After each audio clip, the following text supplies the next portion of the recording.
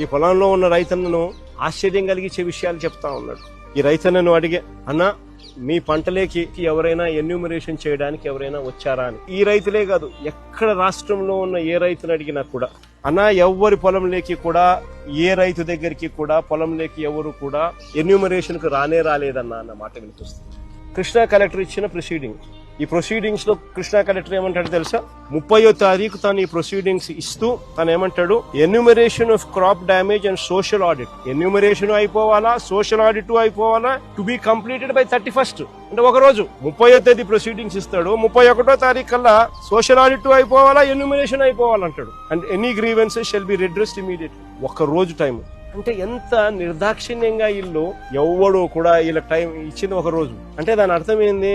Enumeration అనేది ఎవడో కూడా పంట పొలాలకు వచ్చి చేసే కార్యక్రమం జరగదు. అసలు ఎన్యూమరేషన్ అంటే ఏమిటో తెలుసా? చంద్రబాబు నాయుడు గారిని అడగాలి ఫస్ట్ ఈ పాయింట్. సో సుంకు విరిగిపోయిందా లేదా అది చూడాలి, పొలంలోకి వచ్చి దిగి చూడాలి ఎన్యూమరేషన్ చేసేవాడు. ఇది చూడకుండా, ఇది చెయ్యకుండా ఎన్యూమరేషన్ అయిపోయిందని అంటాను.